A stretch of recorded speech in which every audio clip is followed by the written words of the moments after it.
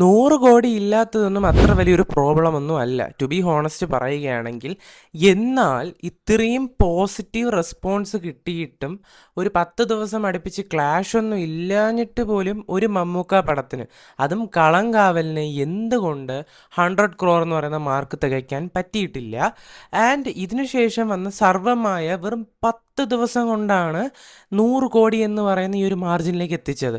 And മമ്മൂക്കയെ പോലെ ഇത്രയും senior ആയിട്ടുള്ള ഒരു ആക്ടറിന് എന്തുകൊണ്ട് സ്റ്റിൽ ഒരു 100 കോടിയിലേക്ക് എത്താൻ സാധിക്കുന്നില്ല? ആൻഡ് നിവിൻ പോളിയെ പോലെ ഇത്രയും നാളും ഒരു കംബാക്ക് പ്രതീക്ഷിച്ചിരുന്നിട്ട് ആൻഡ് ഒരു കിട്ടിയപ്പോഴൊരു മാസീവ് ആയിട്ടുള്ള ഒരു രീതിയിലുള്ള കളക്ഷൻ എങ്ങനെ സർവ്വമായക്ക് കിട്ടി? അപ്പോൾ അതിന് ഞാൻ ബേസിക്കലി കണ്ടെത്തിയ ഒരു 2 ഫാക്ടേഴ്സാണ് മെയിൻലി ഇങ്ങനെ ഒരു ഡിഫറൻസ് വരാൻ കാരണം. അതെന്താണെന്നാണ് നമ്മൾ ഇന്നത്തെ ഒരു വീഡിയോ ഡിസ്കസ് ചെയ്യാൻ പോകുന്നത്.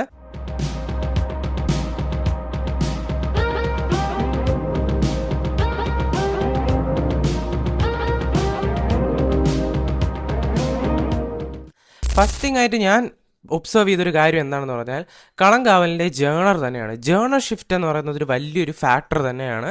കാരണം കളങ്കാവൽ എന്ന് പറയുന്നത് ഒരു ഫാമിലി ആയിട്ട് പോയി എൻജോയ് ചെയ്ത് കാണാൻ പറ്റിയ ഒരു മൂവിയല്ലേ. എസ്പെഷ്യലി മമ്മൂക്ക വില്ലനിസം എന്ന് പറയുന്നൊരു പീക്കായിട്ടുള്ളൊരു കാര്യമാണ് അവിടെ എടുത്തു വെച്ചത്, അതും എക്സ്പെരിമെൻ്റൽ ആയിട്ടുള്ള ഒരു രീതിയിൽ.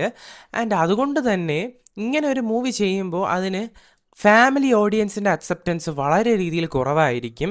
എന്നാൽ സർവമായ ഓൺ ദി അതർ ഹാൻഡ് അതെന്ന് പറയുന്നത് ഒരു ഫുള്ളായിട്ട് ഒരു ഫാമിലി എൻ്റർടൈനർ മൂഡാണ്. ഇപ്പോൾ ഫസ്റ്റ് ഒരു 2 ദിവസമോ 3 ദിവസമൊക്കെ നിവിൻ്റെ ഫാൻസ് കയറി കണ്ടതായിരിക്കാം. എന്നാൽ അതിനുശേഷം കളക്ഷൻ്റെ ഒരു ഹൈ മൊമെൻ്റ് വന്നത് മൗത്ത് പബ്ലിസിറ്റി കാരണമാണ്. ആൻഡ് ആ ഒരു മൗത്ത് പബ്ലിസിറ്റി ഫാമിലി ഓഡിയൻസിനെ, എസ്പെഷ്യലി ഇപ്പോൾ ഡെലുലു എന്ന് പറയുന്ന ഒരു ഫാക്ടർ ആയാലും, ആ ഒരു നായികയായാലും, അല്ലെങ്കിൽ നിവിനായാലും, അല്ലെങ്കിൽ ഈ ഒരു ജേണറായാലും, കുട്ടികൾക്കായാലും മുതിർന്നവർക്കായാലും ഒരേപോലെ കണക്ട് ചെയ്യാൻ പറ്റിയൊരു ജേണർ ആയതുകൊണ്ടായിരിക്കണം ഈ ഒരു സർവമായ എന്ന് പറയുന്ന മൂവി ഇത്രയും ഒരു ഷോർട്ട് സ്പാനിനിടയ്ക്ക് ഈ ഒരു വലിയൊരു ഹൈ പോയിന്റിലേക്ക് എത്തിയത്. കളങ്കാവലിനെ കമ്പയർ ചെയ്യുമ്പോൾ, കളങ്കാവൽ ഒബ്വിയസ്ലി ഒരു റോ ആയിട്ടുള്ള ഒരു വില്ലനിസം കാണിക്കുന്ന, അല്ലെങ്കിൽ ഒരു സൈക്കോപാത്തിൻ്റെ ഒരു മൂവിയാണ്. അപ്പോൾ അങ്ങനത് ഫാമിലിക്ക് എത്രത്തോളം കണക്റ്റ് ആവാൻ പറ്റും, ഫാമിലി ഓഡിയൻസിന് എത്രത്തോളം അത് അട്രാക്റ്റ് ചെയ്യുന്നുള്ള കാര്യം ഡൗട്ടാണ്. രണ്ടാമതായിട്ട് ഞാൻ മെയിൻലി വിശ്വസിക്കുന്ന ഒരു കാര്യം ഇതായിരിക്കണം സീരിയസ്ലി. കാരണം ഈ ഒരു കളങ്കാവൽ റിലീസിന് ശേഷമാണ് ബബ്ബബ്ബ വരുന്നത്.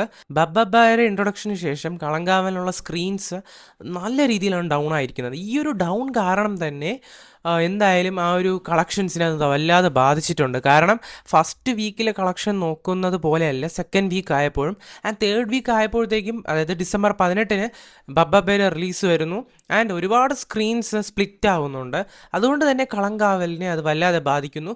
ആൻഡ് ഇപ്പോൾ സർവ്വമായും കൂടെ ഹിറ്റായതിനു ശേഷം ഐ തിങ്ക് സ്ക്രീൻസ് നല്ല രീതിയിൽ കുറഞ്ഞു. ആൻഡ് കളങ്കാവൽ എന്തായാലും ഇനിയിപ്പോൾ ഉടനെ OTT-യിലേക്ക് വരും.